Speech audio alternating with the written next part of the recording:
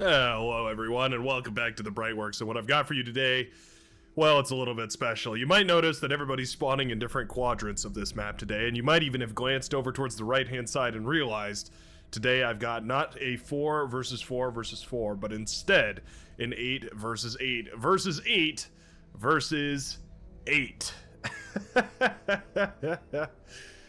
Oh, what a mess. This was played, I do believe, during the Christmas event where a whole bunch of people were playing in some awesome, super funky lobbies. Some of the moderators were setting up some lobbies that had a bit of an extended joining period, right? They could fit a couple more people into it than usual. So today, we're going to be watching 4 different teams duking it out today on River Run, version 1. Guess they just nailed it on the first attempt here because I don't think this map has seen hardly any iteration. Maybe it's one of those ones that was ported over from older games. That happens on a lot of the maps and beyond all reason. There's plenty of creative originals as well, but I would say there's a lot of maps that take sincere inspiration from some of the older titles. Boy, how do I introduce these teams? Why don't we start with the top player on each team? That sounds about right. Spawning in the, let's see, northeastern corner. Representing the yellow team as an Armada commander. Going for a bot lab already, which on River Run is a bit of an interesting choice. These rivers don't allow ticks to come through, so as an Armada commander, usually vehicles are the way to go. It's going to be CJOP. CJOP clocking it at 46 true skill. Plenty of silver chevrons as well, indicates plenty of experience on top of the high true skill. So, expecting big things from our yellow team leader. There's one red player on the yellow team. I wonder what happened there. It was just one number away from being the right shade. Representing the red team, let's see here. As the red team leader, I'm just double checking the numbers right here. Spawning in the north. Is there a dead commander right here? Oh. I think a commander was on a transport right there, and I must have missed it already. All right, I'm taking too long with my openings here. Speed through the rest of this. Emir, representing the red team, 45 true skill, silver chevrons as well, and going to be going for this mountain base up here, already with the commander at his feet as well. So I guess that's going to be a nice little scratch of metal to put in the pocket here. The blue team going to be led by Raiko, who's going to be spawning in the back line, also an Armada commander. A lot of Armada team leaders today. Love to see it. And he's going to be spawning in the backline here, probably going for some sort of tech, I imagine. You kind of just relinquish that to your most experienced player so you can have those T3 units up and available as quickly as possible. And last but certainly not least, representing the green team, spawning on the green team dream team that just came to me in a fit of rage. The green team dream team going to be spawning in the southern side, represented by the Cortex commander that goes by the name of Scavenger Defense AI. Coming in from the Pirates of the Caribbean and coming in with 38 true skill. Oh no, sorry, actually. Scavenger Defense AI, despite being atop the leaderboards here, is not the team leader. It's actually going to be Nizah. Where are you, Nizah? There you are. Going to be building sort of on this mountainside base over here. If I change the angle, there we go. We can see, peek into the base of Nizah over here and see that he's going for a vehicle bay, which is much more stock standard. Pretty much what I expect to see on River Run out of Armada Commander. A lot of Cortex commanders too, but basically out of everybody. And should be some good fun. Now, I do believe we have Legion enabled as well. I think a lot of these had Legion enabled, although maybe not this one. I don't see any of those funky Legion metal extractors, so yeah, maybe not this match. I wish I had a little readout that would tell me exactly what settings were enabled for the game. Maybe there's a way to do it and I don't know. But that's certainly something that'd be pretty awesome to have in my back pocket. Now, aggression across the map. Introductions are done, and we're already 3 minutes into this match. CJOP already pushing down south here, trying to get a little bit of a foothold on the green border over here. Very tricky, these 4v4v4s, or 8v8v8v8s, because you don't want to be the team that aggresses and loses their whole army and then gets crushed instantly. So if you're going to overwhelm your opponent, you have to absolutely crush them with no resistance. It has to be a full-blown wipeout with basically no casualties spared. And yeah, that's pretty hard to pull off. So it makes for an interesting little cheeky kind of back and forth where you want to be as aggressive as possible without losing everything. Whoa. Big old commander explosion. My goodness, 1, 2, 3, 4, 5 commanders have gone down on this hill. This hill has turned into a little caldera over here. We've got a big old bowl at the top of this hill where that geothermal once stood. My goodness, this is going to be hotly contested over here. 1,250 metal per commander, times 5, I suppose. Quick maths tells me that's a lot of metal. Way too much metal for any one commander, so these guys are going to have to get themselves a hold on all of that juicy mass before anybody else does. There's red spots heading on over already, and there's some maces as well. Oh, yeah, go for it. Oh, the pawns were still up there. The pawns, so similar colors. This is going to be a nightmare. There were some pawns that were still available there for the red team, but it looks like eventually the yellow team is going to be able to claim all of this. Amir has shared another commander over here. I don't know if we should keep giving Amir commanders, guys. He's, you know, he's been a little negligent with them recently. I'm not going to lie.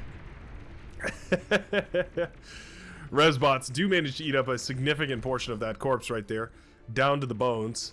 Not going to be all of it, but certainly a good amount right there. Amir trying to desperately hold this mountain, and I think that's absolutely the right play. Suddenly, all of the eyes are shifted towards this little hill right here, where so much of this metal is built. I suppose with 8 commanders per team, though, you can definitely stand to sacrifice a whole lot more commanders than normally you would be able to get away with.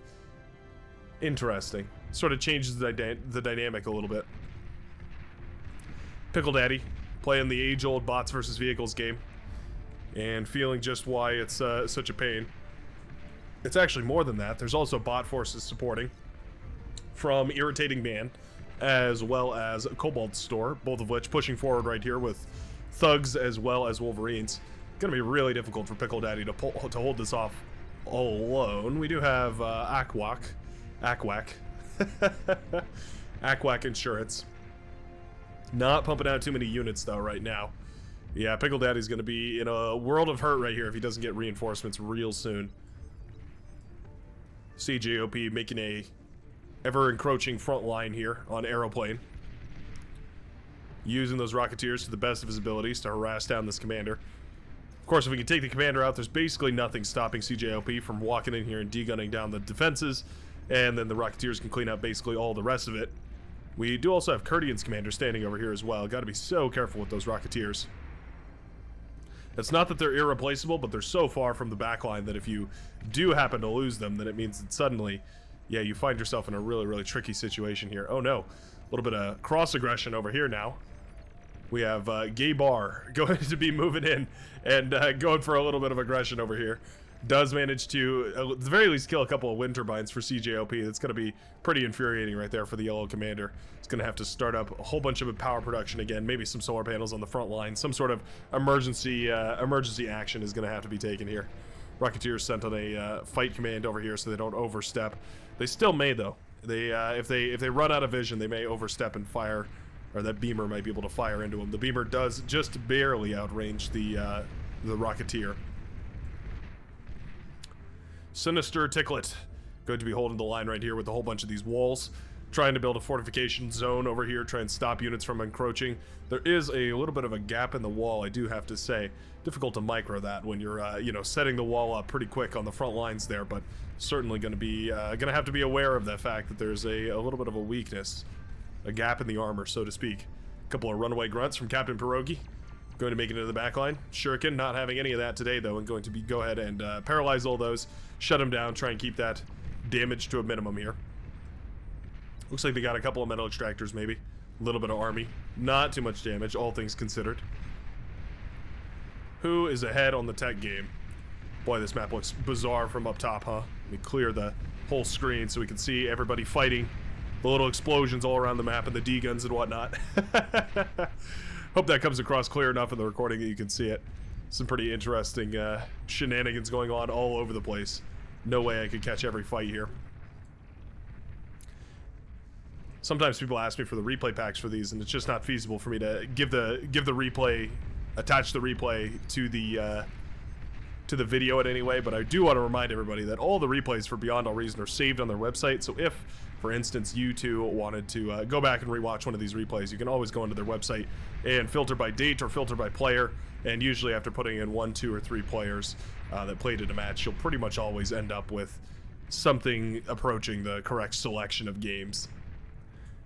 Helps if you know the date, and this one was played on Christmas. So yeah, there you go. Narrows it down quite nicely.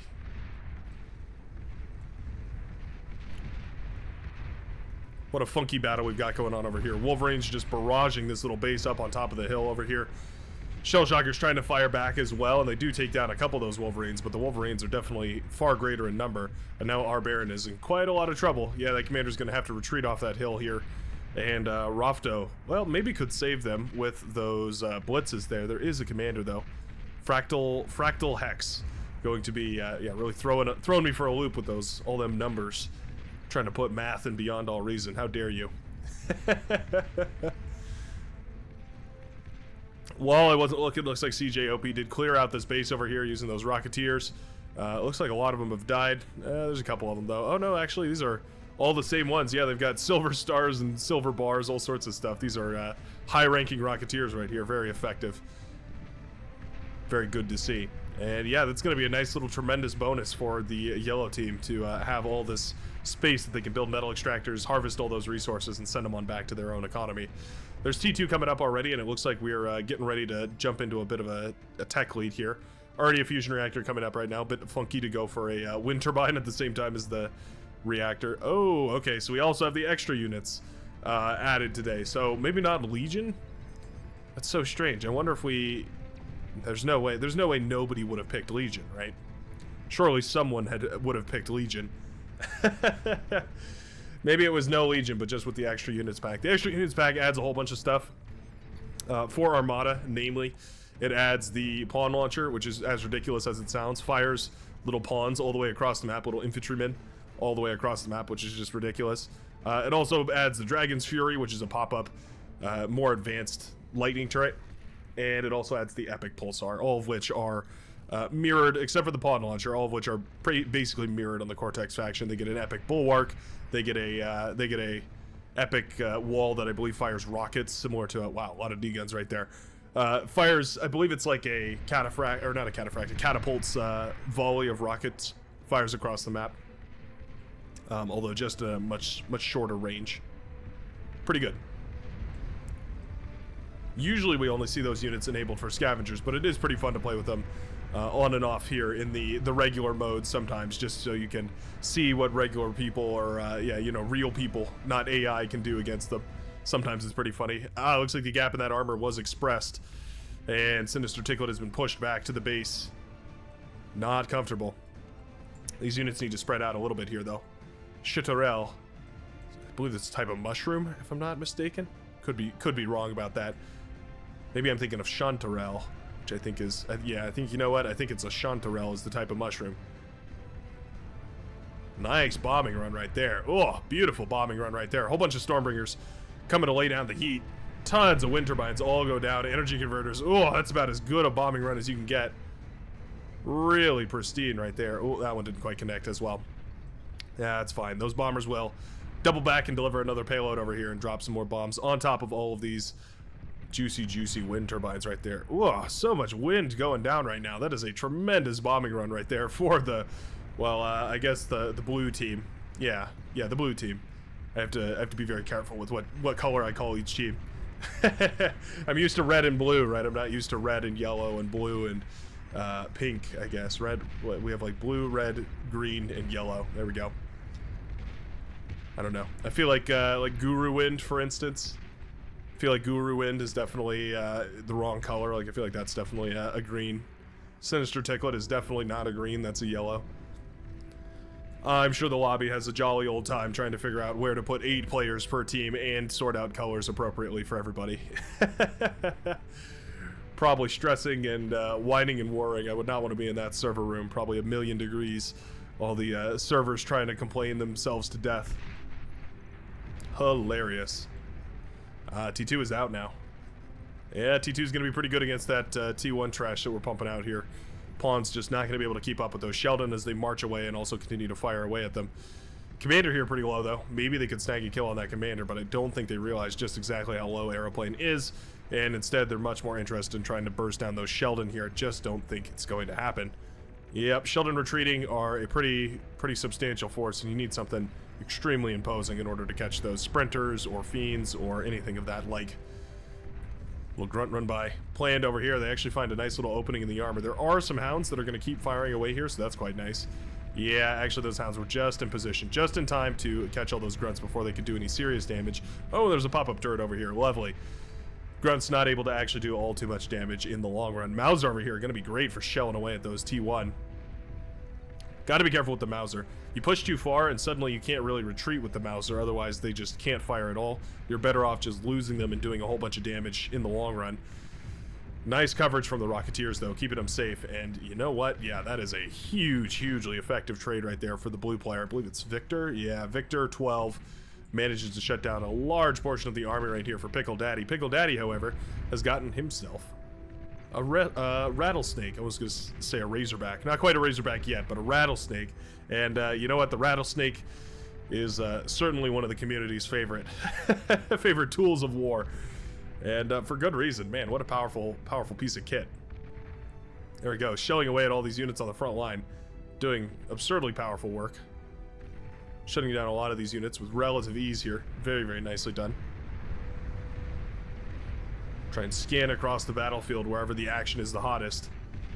We do have a slow and encroaching push over here. Finally, Mauser are hitting the field, so those are going to speed things up a little bit. At the very least, the T1 is going to melt away a whole lot quicker. See, they're so close to the same. They're such a similar color right here. I would never have expected these two would be fighting. So difficult. There I go complaining. I'm in awe of the spectacle of this many players fighting it all out at the same time. Salamander is out here, so that means we also have the not experimental units, but the candidate units, the release candidate units. So many different settings. I kind of lose track of all of them, I'm not gonna lie.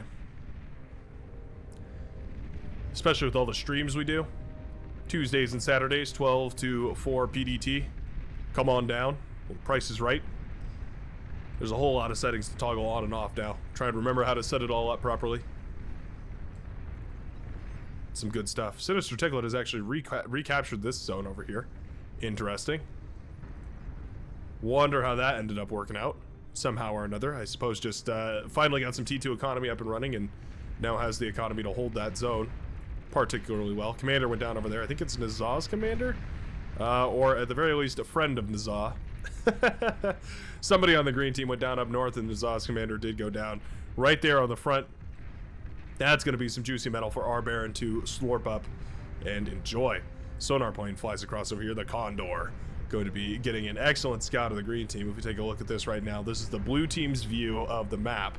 And you can see that those scout planes are getting a huge read on the other side of the map here. They see the battle going on. They see exactly who's in the back line. They don't see a whole lot of crazy greed, which has got to be super comforting, knowing that your opponent doesn't have some absurd amount of greed that they can lean over against you. For instance, we could see Ryko going for a advanced fusion reactor right now, trying to pay his way into it. We actually don't have enough build power here, so maybe we could get these T1 constructors motivated to help out here by building some more construction turrets, or maybe even just contributing towards the advanced fusion reactor there. Obviously, getting that first advanced fusion reactor is the hardest, and then after that, it starts to spiral rather quickly. Emir doing the same thing, getting ready to go into some full-blown eco here. You need at least one advanced fusion reactor before you're ready to go into full-blown T3 production. However, you don't need all too much more than that to do Marauders, but after that, you're going to want a little bit more if you're going to do Razorbacks. I think I like 2 advanced fusion reactors to start pumping out Razorbacks. It's still a little bit slow, but it's better than nothing. Certainly those first couple of Razorbacks can have much more impact on the field than the, you know, the 10 or so that precede them. Glass Berserker here, getting shelled upon by his own forces more than anything else, it feels like. The Quaker firing away from long range. Oh, those heavy shells, they do hurt. Wow, that was more than half HP on almost all of these shell shockers here. My goodness, those things have been tuned up. Yeah, Quaker's definitely in a whole nother league of their own right now. Way sturdier, way stronger than the Mauser. I shouldn't say sturdier. They're not that much stronger in terms of HP, but they definitely pack a walloping punch. Not comfortable right now for Glass Berserker, I'm sure. Captain Pierogi pushing forward with the ferocity. There's also the Hounds here now, in Gauss mode, used as an assault unit. Perfectly fine, no complaints about that. If you're going to put them in assault, or if you're going to assault with them, I think Gauss mode is definitely the way to do it. Commander Explosion. Oh, 2 for 1 right there, off in the distance and on top of this hill right there. Looks like the, yeah, the green team managed to snipe a couple of kills. We do have some Weber out as well, so that's quite nice. Weber going to be great for reclamation here. the EMP reclaim spider, which is pretty hilarious. Kind of a cool little random niche ability that spider has, but it does come in very handy for exactly this sort of a situation. Yeah, I guess the Weber works pretty good with the Hound as well, because you can leave it in its higher damage mode and it's going to be able to actually hit the shots. A immobile target is a perfect target for the Hound, so yeah, I can see that working out pretty good actually. Go ahead and clear the screen right now, just in case. A little bit more aggression up north. Got cleaned up though. Red player just trying to use those Janices to do as much as possible. Some reinforcements have come down, take down some of these big wind turbines. They're pretty efficient on this map. 19. You basically multiply this number by 10 to figure out what the big wind turbine would do. The big fan. Some of my biggest fans. I'm sorry. That one was just that was just uncalled for. I do apologize. They're pretty cool. I think they're efficient. I have no idea though. Somebody can run the numbers and let me know in the comment section down below, because I feel like they're efficient, but it very well could be that they're not as efficient as I'm imagining. I feel like they've got to be basically as efficient as regular wind turbines, but take up much more space. But then again, maybe they're more efficient because they take up more space. I'm not really sure. I don't know. Somehow or another, they're probably better. But where exactly those numbers collide, I'm not entirely sure. Hounds over here. Continuing to march forward here with the Webers. Paralyzing the wind turbines, probably not the, pinnacle of Weber technology, but certainly an option. Chateaurel going to be cloaking the commander and trying to move forward here. There's a gauntlet firing away. That's a lot to degun for a commander. I don't know if that commander is going to be able to degun a whole lot of it. I think these must detect that there's a commander somewhere nearby. They saw the radar signature. Yep, the Hounds have more than enough time to back off here, and they're going to be able to escape that explosive radius. Well, a couple of them will anyways. There's actually more of them went down than I imagined. But still, that's going to be a nice little kill on that commander. A bunch of the Webers went down, unfortunately, so not going to have a whole lot to eat up this commander with. But at the very least, having that out of the way so that littler troops can't get, or heavier troops rather, can't get degunned, and your littler troops can just run on by. Always going to be very, very nice. Sinister Ticklet moving in for the reclamation now, trying to eat up that juicy, juicy metal. Medium tanks over here. Yeah, these are medium tanks. I was thinking about it for a second. The Salamander is a medium tank that comes out of a T2 lab, which is pretty interesting. Not the, not the craziest thing, but it is a little bit interesting. Oh, big nuke collided up here. I saw that nuke charging earlier on in the game, and I wondered if we would see it. There it goes. Collides with the, oh gosh, I don't know, the dark pink players, the pomegranate player space. I'm gonna have to get real creative with these names here to try and put together some sort of a pronunciation there. Oh boy. Spybot's so instrumental in helping these ambassadors fire away from long range. They're candy cane missiles, by the way. Whoops, actually muted the sound there. Sorry, that was probably a momentary lapse of silence between you and me. Hello there. How are you doing today? There they are, firing their little candy cane missile. Just adorable. That was one of the Christmas adjustments, was they changed to make all the missiles little candy canes. Wonder if I could catch the nuke firing.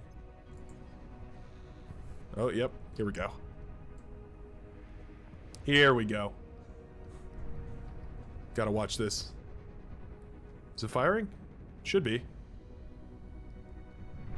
Huh. I have no idea. We're missing action across the map, but I want to see it fire. It's got a line. It's got an attack reticle. Wonder why it's not firing over there. Anyways, guess we can watch this. Bunch of Mausers shelling away at this base over here. The line is broken, and there's actually no units to stop this. Yeah, there's a bunch of sumos and termites over here. Interesting. Damn, I really thought this guy was going to carry us.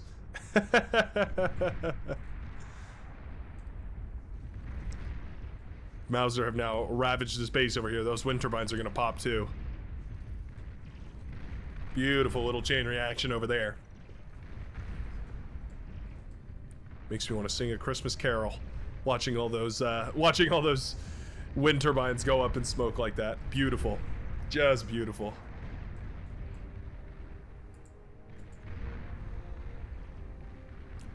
This, don't kill this. Not sure exactly what he's saying. Oh, looks like the missile did fire. Did I miss it? I must have missed it. Pardon me, there's a lot of action going on all over the place. Still recovering from my head cold too. Brightworks is distracted, confirmed. Mauser continuing to ravage the base. That's a lot of SAM turrets over there. 4 of them firing in tandem. Does a pretty good job of clearing the airspace, at least as far as the T1 is concerned. But yeah, that is a fairly crippling attack right there on the green team, the yellow team, yellowish green team on the northeastern side over there. Southern Time having a bad side as well. Or for you know, the regular speaking folks of the world, Southern side having a bad time. Wow, those Hornets just ravaged those little donkeys bad down there. Those hounds. They did not stand a chance. They were bursted apart so quickly right there. My goodness. I always underestimate the Hornet, or the Wasp rather, just because I always compare it to the Hornet. And the Hornet is really good at single target damage, but the Wasp excels at providing long range, or well, high power damage to big areas of units over here. I was thinking of long range cannons because we've got one firing away over here. Very nicely done. The Basilisk, providing long range plasma cannon fire support. Gonna be showing away at a whole lot of these units over here. Oh, I blasted one of those into smithereens. Yeah, those ambassadors are pretty tricky to deal with. You basically just can't stand still. If you move your units around constantly, the ambassadors have a real low chance of hitting anything relevant or useful. But if you do have to stand still for any reason, yeah, you're gonna be a little bit uncomfortable. Those ambassadors are certainly gonna make you sweat a little bit. Bombers coming in, they drop 2 bombs each. Ooh, not quite enough right there. And not going to take out the build power.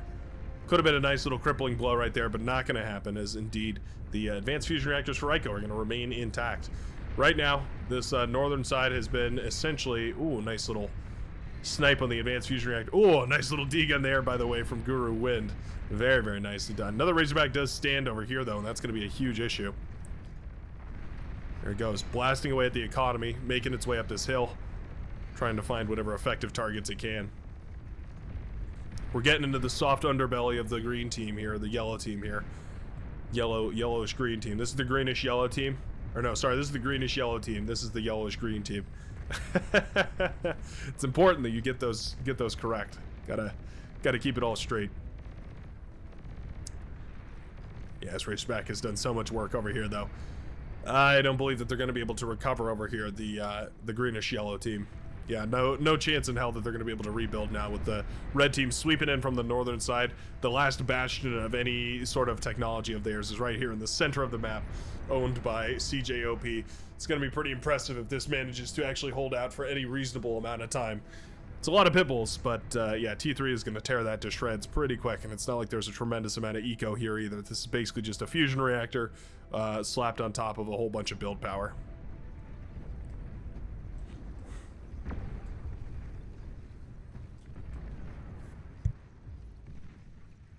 We do have more and more Webers moving in. I'm pretty stoked to see them. I guess I've made it I made it well known that I'm a big fan of the spider bots in this game. I just think they're neat. Oh, we were trying to res the commander. We got it so close, but didn't quite finish the job. That's so funny. Oh, now Blue's gonna come in and steal it. Oh, that's so funny. Yeah, it looks like the commander was like most of the way rezzed here by Sinister Ticklet, and then the blue commander is gonna come in here and try and steal the show. Are we trying to friendly fire? Oh, we are trying to friendly fire. That's hilarious. Almost got it too. Almost got it to friendly fire directly on all these Lazarus. Not going to be the case though, as Ryko manages to snatch that commander and send it on back towards his base. That's nice, and it's important. We're starting to whittle down the commander numbers. We've got, I guess it's 16 in total at this point. Air bomb, please. Pickle Daddy maybe trying to D-gun over here. Could be what he's thinking about doing. Otherwise, just using the commander as sort of a glorified spy bot. Not bad either, although you got to be careful that commander does tend to have quite a bit of radar presence. A jammer could be in order.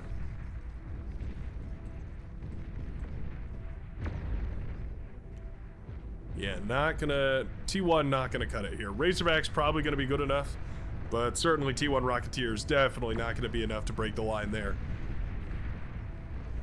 Yeah, the space is slowly falling. This is a tricky position to hold here. And especially with this super vulnerable advanced geothermal plant, as soon as this goes up in smoke, it takes down everything in the vicinity with it. So that's going to be very, very risky to keep around here. That LRPC firing away at this this advanced geo over on this side as well. So scary right there for the hot pink commander. He's constantly trying to rebuild. Oh, that hurts. 44% on that. It means we only need 2 shots to connect. Luckily, we're repairing right now for the pink commander, but yeah, this could definitely be a bad thing if that LRPC fires and manages to land 2 or 3 shots in a row. Oh, it hurts. Hurts pretty bad. So much build power has to go into restoring that it keeps it, or to keep it safe, whereas the shield is never going to come online because there's not enough build power for it. So close and yet so far. Oh, what a trick. That's funny. Another rattlesnake firing away. Very, very popular these days. Good old rattlesnake.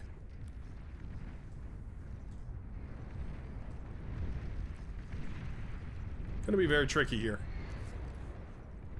Tricky to close out this game, I mean. I think neither team wants to be the one to pull the trigger against a really fortified army, because if you lose your army, then somebody else is going to sweep in from the other side here. I feel like this is the right idea that Solo's got going on back here, is just eco like a madman, trying to absolutely overwhelm your opponents by having a fantastic economy in the late game here, and then eventually just be able to pump out Titan after Titan after Titan. Make as many of those super advanced T3 units as possible. With the experimental units, we should actually, yeah, we have a whole bunch of different stuff here. So we've got the assimilators, the meatballs, we got the epic recluses, we've got the epic tumbleweeds, epic pawns, we've got the crawling drone carriers, we've got all sorts of stuff here available in the Armada toolbox right now. Should be some real good fun once T3 production comes up and online here. Any minute, yeah, we should be basically getting to that realm here at any second. We do already have 3 advanced fusion reactors for Ryko. I think it's about time that we see a T3 transition. You want to make sure that you have a little bit of space before you go for it, but that's, you know, also easier said than done. Looks like just a steady stream of forces is enough to degrade these defenses slowly over time. Pitbull's doing a good job of keeping the pawns back, though. They found some sort of equilibrium to exist in. I like the lightning turrets, actually. They do a pretty good job of dissuading those pawns from venturing too far forward as well. Ah, yeah, those rocket bots over here, the ambassador, or no, sorry, the arbiter. Well, while it lived, it was a good option. Oh, there's a couple more of them. Probably going to be enough in order to start breaking these defenses. Yeah, you don't want to send them in there. They're definitely not an assault unit. But yeah, those rocket bots will be enough to shatter the defensive line over here for the yellow player. That's the thing about Bar. Every defensive position has a way to break it. There's no defense that's strong enough to withstand units. Units will always prevail, which is part of a design decision, as far as I'm aware, and it makes pretty much perfect sense. You know, otherwise you're going to get these stagnant battles where nobody's moving. 0% HP over here. Uh-oh. Boom. Indeed incoming here. There goes all that hard work. Finally down the drain. And indeed, it will be the pink player who manages to survive here. Did get the shield up and online, so the advanced geothermal didn't pop. Like we just saw right there for the blue player, so that's quite nice.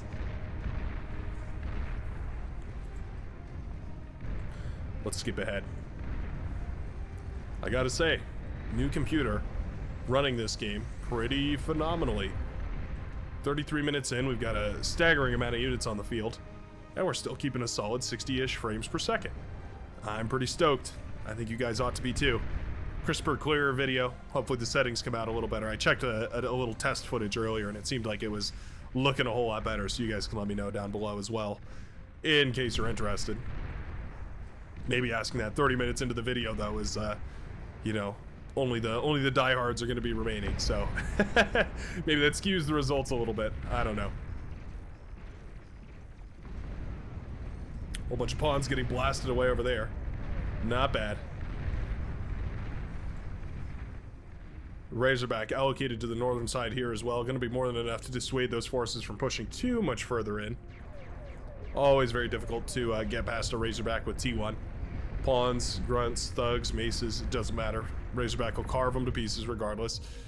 We have a Vanguard over here. I thought it was a Epic Recluse for a second. I saw the little spider icon. There we go. The Brick is on the way.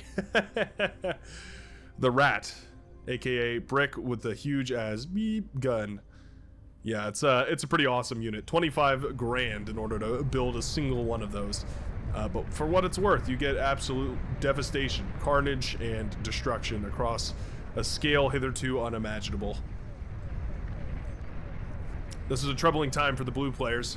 They've got encroaching T3 from the eastern side. They've got a full-blown T2 army marching in from the north, and an advanced fusion reactor to popping to boot. That sends a explosive shock through the blue team. There's not a whole lot they can do to save this, I do believe. Gunship's a pretty good response, though. I didn't know about gunships. Yeah, gunship's a great idea right now. Going to be able to shut down a whole lot of those pulsars over here. Raiko moving the commander around, trying to degun here. Does manage to get it out. Oh, those pulsars. Come on. There we go. Gunships, well, they don't manage to shut it down before the T3 gantry goes down. But at the very least, they managed to save a little bit of face there. So much economy just popped right there. Probably for the better. Probably good that we're opening up the supply right there. We're opening up the space. This is, oh, there we go. He settled down. Oh. So said it's a little odd. You're acting a bit strangely there, Mr. Mauser. Big old bombing run. Looks like there's enough air defense, though. Maybe. A couple of bombers make it through. One bomber makes it through. No bombers make it through. Nicely done by the air defenses here for the blue team. Looks like that was a big old combination of air defense from Nuke Jet as well as Raiko, both of which did a phenomenal job of keeping that airspace clear. That was a pretty critical moment right there. If those bombers had taken out all the blue economy, I would have said it's about as good as gone as it can get.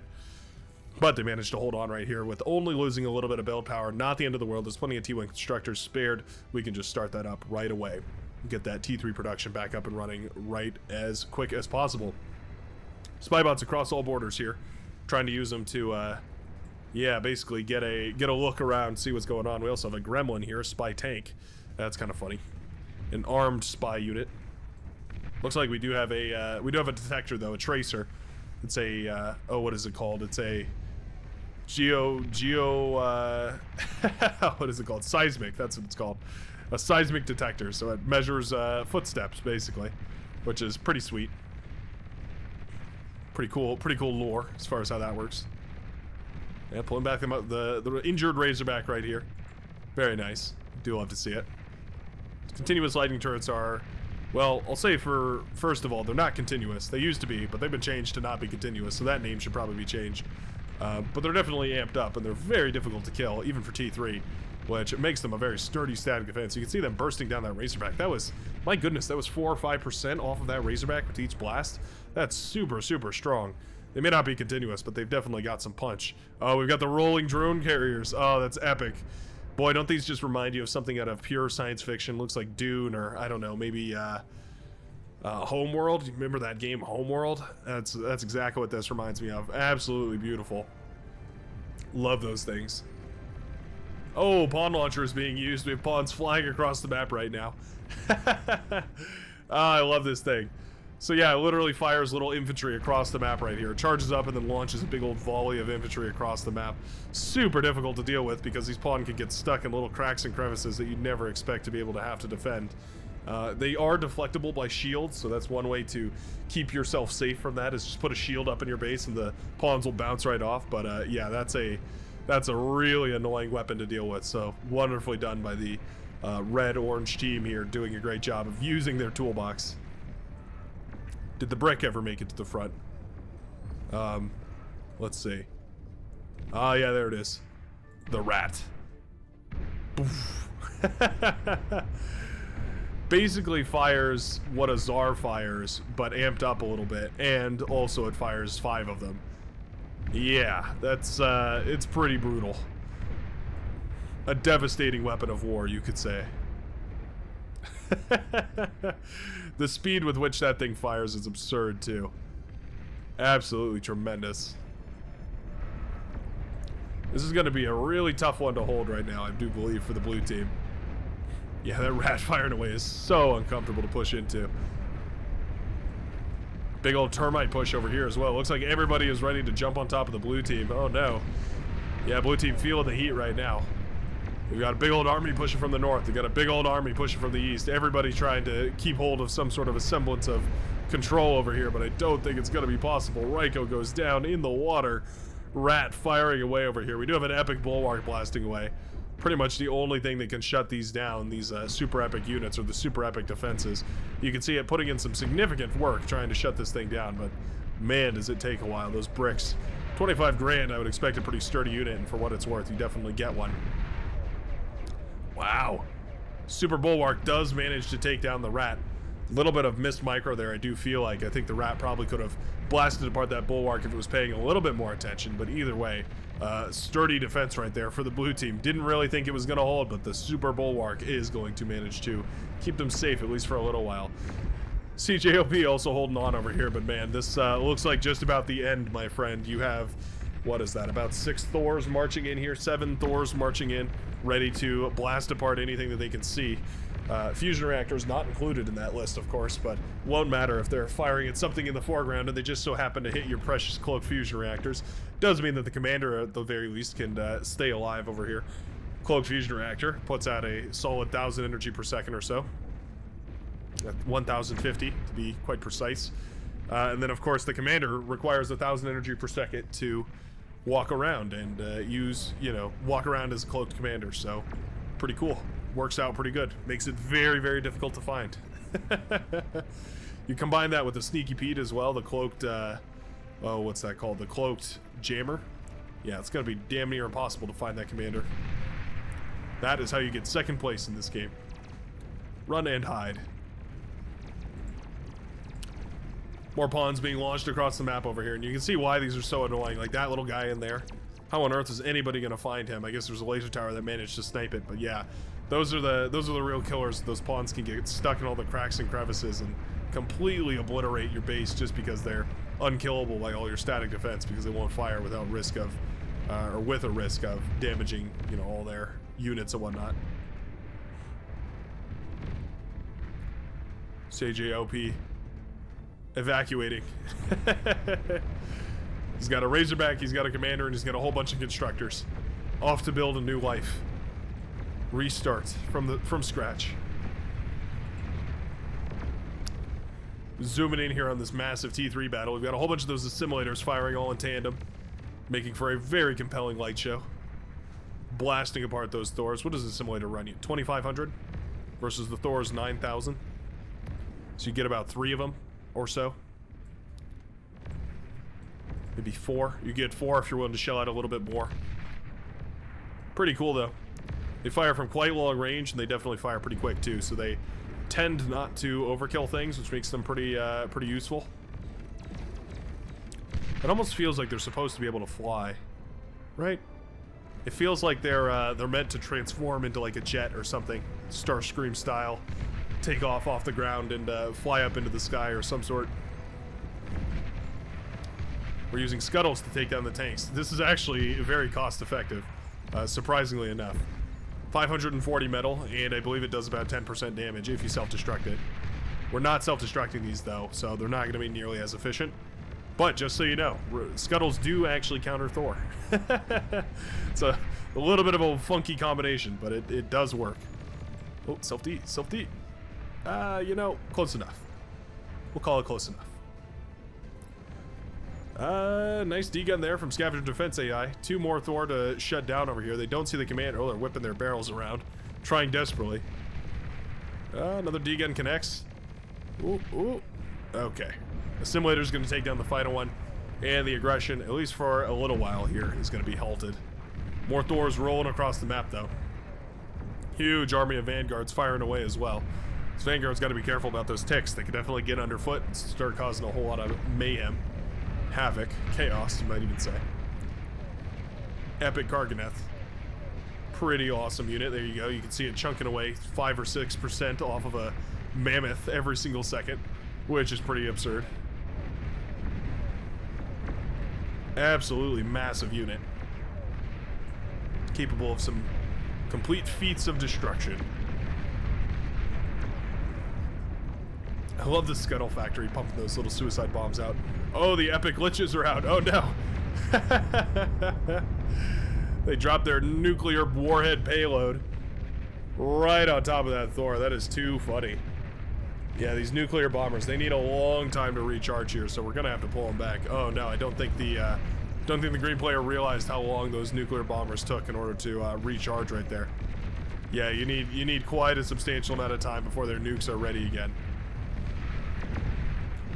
They're not quite the same as the Lich. They're the amped up version. Oh, some bombers coming across. Oh, it's so close. 2% left on that. Can the crash take it? Oh, the crash almost took it.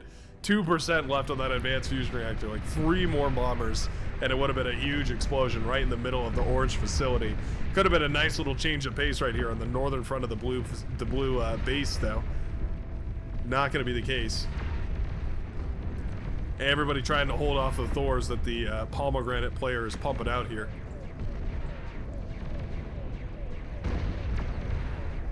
Nice use of those EMP missiles, by the way. Using those to shut down whatever they can. Oh, big pop right there as the advanced fusion reactor does go up in smoke. More and more Thors roll it in, though. Epic Tsar is out, firing away nuclear shells. The scale of that thing is ridiculous. It's a $25,000 tank, so compared to the Thor, quite a bit pricier. Oh, now it's waving its barrel around like it just don't care. And I do believe this is going to be the end for the blue team. Down they go, trying to spark up a calamity in the middle of the base. Not sure if that's going to come up online before these Thors have anything to say about it. Right next to a whole bunch of volatile. Oh, there we go. Self-destruct order is given, and that is going to be our first team eliminated of the match. The blue team wiped off the southwestern side of the map. That's going to mean that the green and the pink are now butting heads against each other here. A flying capital ship. What? Yes, indeed. They fly now. Here they are. Oh, epic Stormbringer as well to seal the deal. Very nicely done.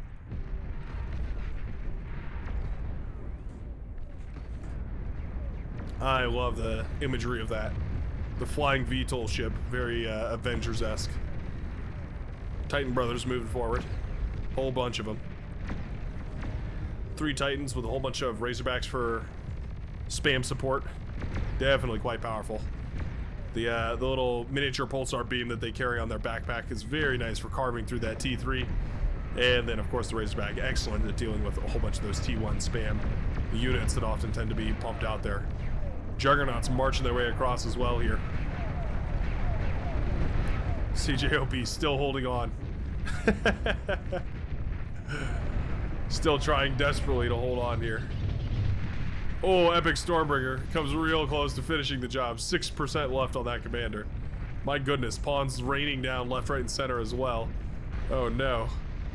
Oh, and down goes CJOP, and I think that's the entire rest of his team as well.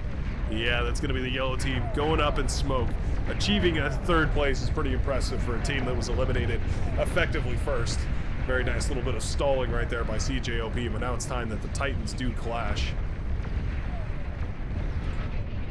Whoa, big Stormbringer does manage to sneak on through. Oh, it doesn't get the kill. How did it not get the kill? 19% left on that advanced fusion reactor. It absolutely should have killed it, but just by some miracle, it didn't manage to drop enough bombs on top of those fusions. So at the very least, for the time being, the economy stays partially intact right here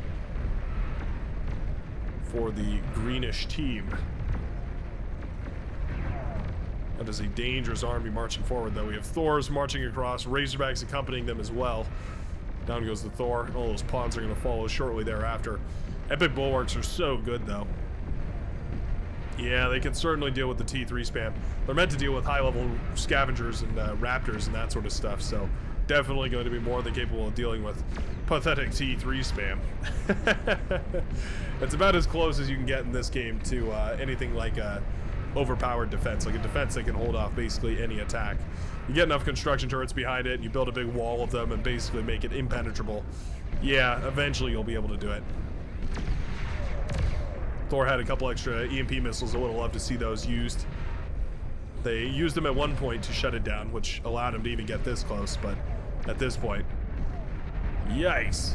That thing is brutal. Oh, epic glitch coming in, though. This will seal the deal. Epic glitch drops its thermonuclear payload and manages to wipe out a tremendous portion of the green base right there. Ragovic losing all of the advanced fusion reactors, all the energy converters, basically everything. Now reduced to nothing but the juggernauts and the plasma balls that they can fling across the map. Epic dragons flying across too now. It's a dragon, but 3 times as big. Maybe not 3 times, maybe 2 times as big. Pretty imposing stuff, though. Indeed, here they come. Oh, they pop the advanced fusion reactors for the yellow player. The swarm encroaching from the north as those dragons take out the southern side. Absolutely brutal.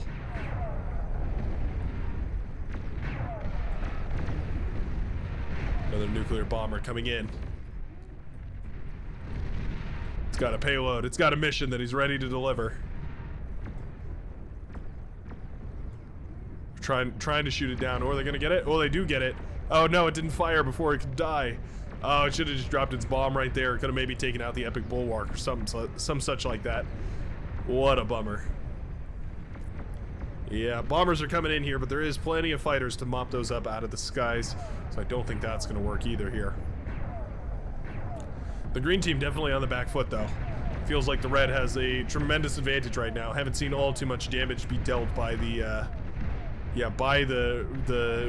well, green team to the red here. Epic Tumbleweed was rolling its way across as well. Boom! Oh. Sorry to everybody watching this at night. There was probably like a flashbang going off directly in your room. Some of these explosions are too big to handle. Don't quote that out of context, by the way. That's between you and I. Epic dragon. Well, it's a dragon, but stronger. It looks like it fires... Oh, that's interesting. It fires a... Yeah, it fires like a Mercury missile as well, so it fires like a way better anti-air missile. That's cool. I hadn't thought about them improving that, but that makes a whole lot of sense. This is a menacing army we've got over here. What are we using it for?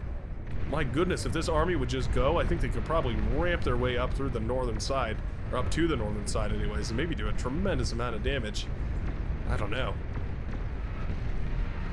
Another Nuki B. Epic Nuki B coming in for the kill here. There's a lot of fighters, though, and these things are relatively fragile. Yeah, you can see it's already pretty scratched up right now. Oh, it's just parking. Okay, well, womp womp.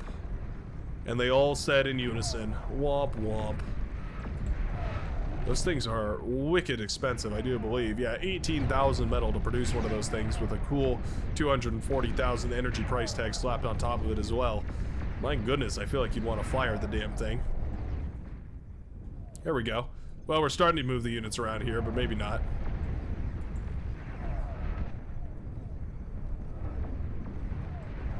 The eco is stopped right here, and that's a death sentence. A lot of these players have stopped ecoing, mostly because they've run out of room. There is still some advanced fusion reactors coming up over here. Yeah, but you can see nobody has the build power to actually spend any of it. Yeah, you can see, who is this? Nizah has tons and tons of metal, but having a really hard time putting it all into units on the field.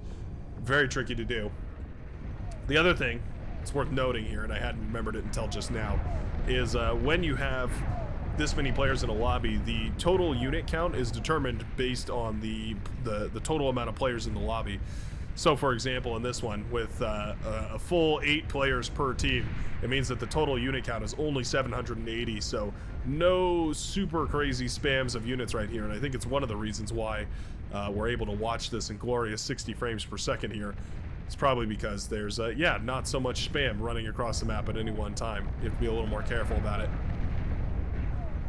Only player doing any amount of spam right here is Amir. And, yeah, it's, you know, not achieving all too much against Titans and Razorbacks.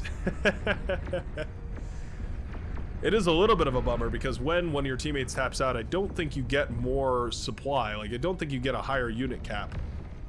Maybe it should be calculated per team, so each team gets an allocated amount that's then further subdivided. Maybe that is how it works. I don't know. The developers of Bar are some pretty clever people, so I wouldn't be surprised if there's a way that that works. But if it isn't how that works, then it definitely should be looked at here, because it'll be a significant advantage for the red team, right? If they can build 780 per person, and the green team only has 3 people, so they can only build, you know, about half as many. I'm sure there's some sort of balancing in play, though, that makes that all well and good. I have faith. The green team, however, probably does not, as a whole bunch of Thors have now ran right into their base right here. I think there was an epic tumbleweed exploded over there, but it won't matter. The green base does go up in smoke, and it will be, after a long and hard-fought battle, the red team who claims victory today. What a beautiful eco center over here. Tons and tons of plasma shield generators. Wow, a ridiculous amount of plasma shield generators. Zumped doing the very most, earning the Golden Cow Award in a 4-way, 8-player FFA. What a nightmare of a match. Beautiful to watch. What an excellent show match. I sure wish we could do these a whole lot more often, because they are awesome to see. And thank you a tremendous amount for watching all the way to the very end. I sure hope you enjoyed. You can always hit the like button down below to show that support, or you can just leave a comment if you caught something that I missed to let others know so they can go back and enjoy. But other than that, I sure hope you have a great rest of your day, and I will see you in the very next Beyond All Reason video. Oh, that's not a very useful chart, is it?